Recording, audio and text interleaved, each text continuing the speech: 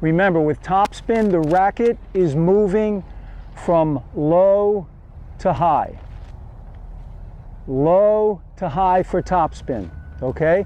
At the low point of the backswing, which is approximately 1 foot below the contact point. So if this is my contact point here, my racket has to drop a foot lower. Okay, right there, my racket is about a foot lower than the ball. This represents the contact point. Your racket has to drop a good foot below. So from this point here, you have a nice gradual swing up to meet the ball. At the low point of the backswing here, notice my racket face is closed or facing down. Now, if you have the semi-western grip, it's automatic. The racket is automatically down.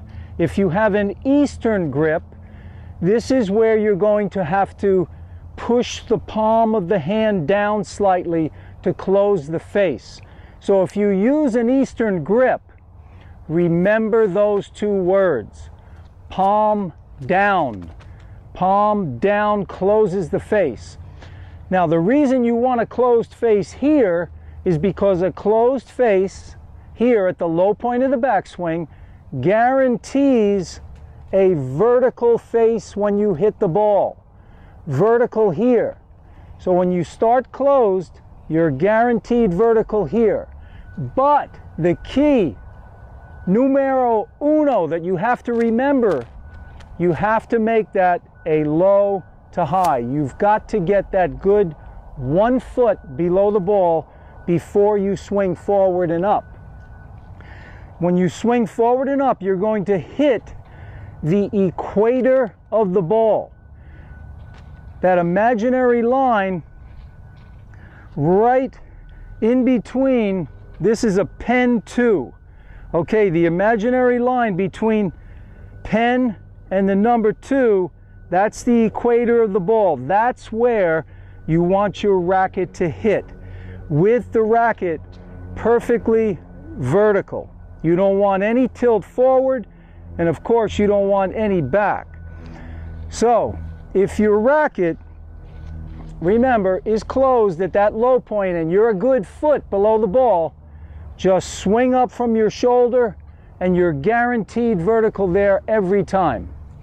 That's the beauty of topspin. You don't have to hold back.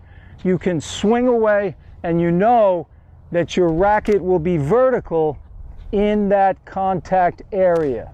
That foot to a foot and a half where your racket is moving from low to high and it's in a vertical position. Now, when you hit the ball at the equator, you drive through the ball and up at the same time. So you're driving through the ball, you're going forward, and you're going up at the same time.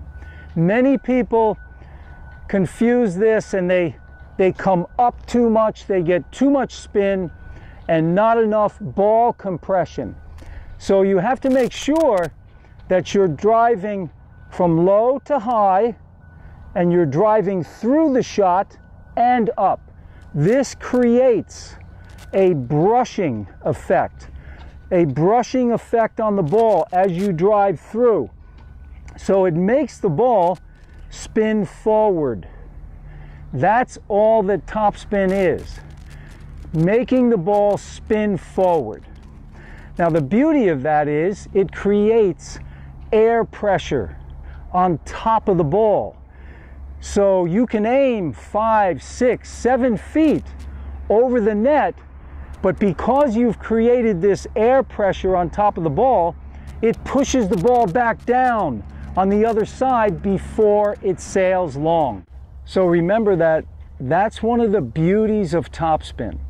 Once you impart that brushing action and you get that ball spinning forward, you've created air pressure on top of the ball. So it's pushing the ball back down. It comes down quicker before it can sail beyond the baseline. That's why you want topspin in your game. It helps you become a more consistent player because the ball is not sailing on you so much. You can still get safe net clearance 4 to 5 feet over the net, but the spin helps to pull the ball back down into the court.